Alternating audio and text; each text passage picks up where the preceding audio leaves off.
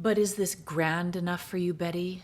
I asked aloud to the small bottle of her ashes that sits next to me as I write. Please help me be succinct without diminishing you, but also not put you so high upon a pedestal that you become distorted. And help me write an interesting piece, Betty, one that's clever and fun, but also educational. In my mind's eye, Betty rolls her eyes at my reverence for her and my own self-importance.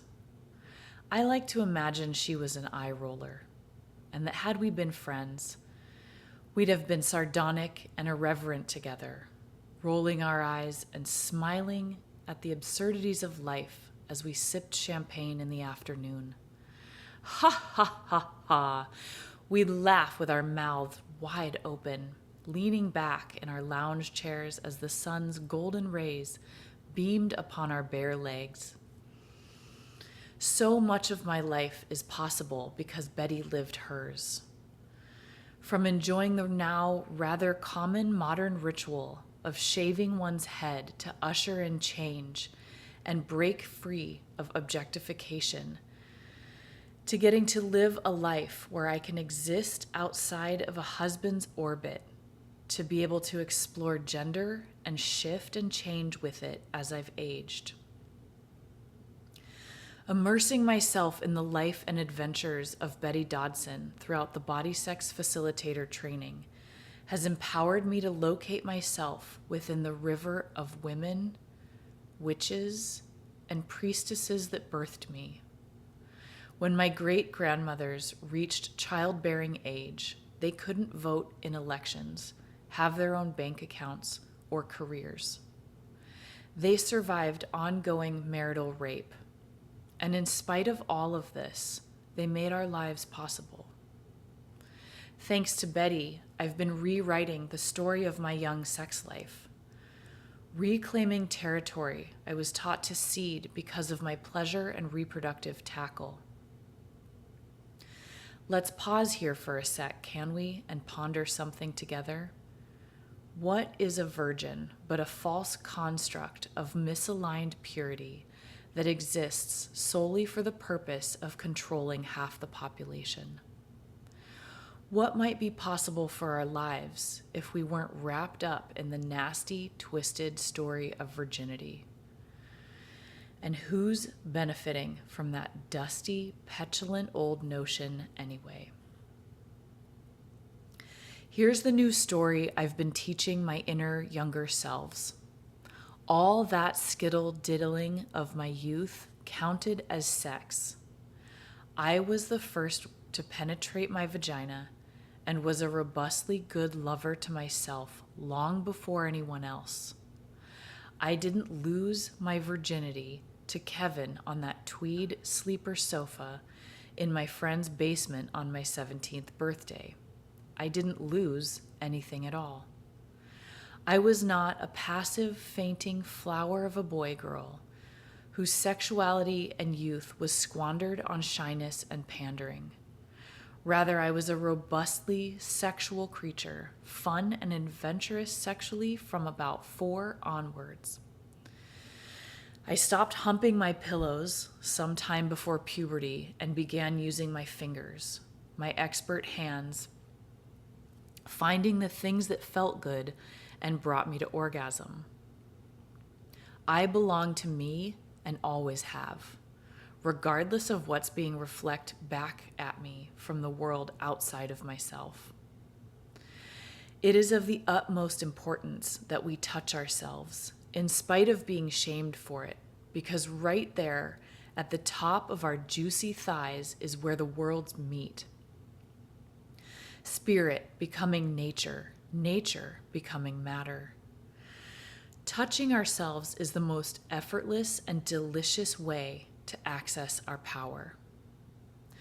Betty has helped me locate and tend that revolutionary within, the one who will not stand for a life without pleasure, the one who is never hypnotized by false constructs like virginity. The one inside who knows that I am not wrong for seeking our natural pleasure states, but it was the shame foisted upon me that was rotten all along. We must muster the fortitude to follow the tingles between our legs and let them guide us. And we must let this act of bravery bring us to the riverbank of our collective wisdom, to claim ourselves as connected and sexual beings in spite of modernity constantly attempting to strip us of these things.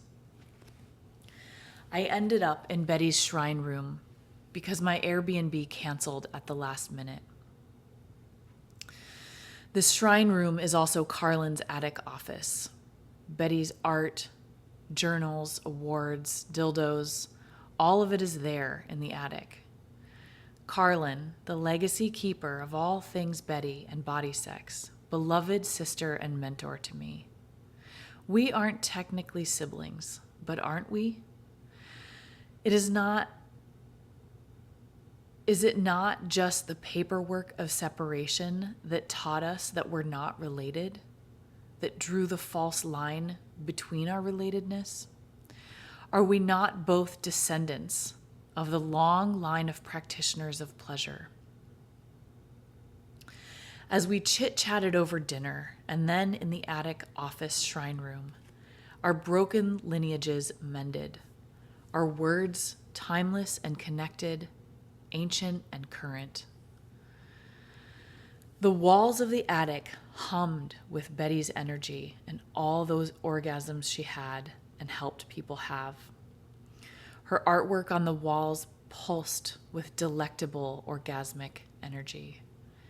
Carlin walked me around the room, showing me Betty's various power objects. As I held Betty's favorite dildo in both hands, the obsidian one that you can't find on the internet no matter how much you search, the one whose shape you feel you simply must experience inside of you. I wished I'd had a week there and not just a few hours before an early flight. Carlin handed me Betty's shiny leather flogger, and I made a mental note to finally learn how to use one of these things. And now a confession, dear reader. I spent the night in the mother of masturbation's shrine room, and I didn't masturbate. Granted, I'd been immersed in all things body sex for several days prior, masturbating aplenty before I got there, but I was so blissfully tired from assisting the body sex retreat that all I could muster before falling asleep was to soak in the energy of the room like it was a bubble bath. I laid upon the cozy blow-up mattress in the center of the attic, nestled in blankets, eyes drifting across the walls at all the beauty Betty created. My gaze found Betty's vulva portrait and paused, resting there, noting how the dark browns and creams came alive off the canvas. The painting pulsed with her love, her power, and the thing Betty was so very, very good at in her life, stepping vulnerably, hopelessly into what the moment called for and opening her mouth, even though she didn't know what she was going to say. Her honed skill of becoming the exact medicine the room needed at that exact moment, and then bringing all of us along with her on the adventure. Out of the Baroque frame flowed Betty's love for herself and her mystical, magical cunt, the cunt that inspired and guided her and all of us. I let the painting transform me to the river delta of spirit, nature, and matter. We do not fight the centuries of misogyny by piling our own mandates atop the false ones, the painting whispered, or by more rules in response to the rules shoved into our bodies that come from the same false system that busied us with all that righteous paperwork in the first place. We go this way towards ecstasy and kinship, sisterhood, siblinghood, and integrity. We put our hands on our bodies and feel our presence through time. It has been the goal of religion to separate these two, pleasure and spirit, but there exists only heartbreak in that division, even for those who profit off of it. Our broken lineages don't prevent our access to this wisdom. We just have to get deep enough into the water and get quiet enough to be able to sense our connection flowing all around us. We create and tend this river with our lives. Sleep was upon me, but I wanted to remain at the entrance of the portal the portrait held open, that tender-hearted temple Betty created for all of us with her life, that she's still creating now as an ancestor. She's still bringing us all along through the threshold of remembering our divine connection to body, spirit, and each other. I wanted to glean and bask longer, but my eyes just wouldn't stay open. "Come with me," she whispered, as I slipped away from the waking world and into the drowsy stream where the living, the ancestors, and the descendants mingle and laugh together each night. The space where we can all go, regardless of whether or not we have bodies still or yet.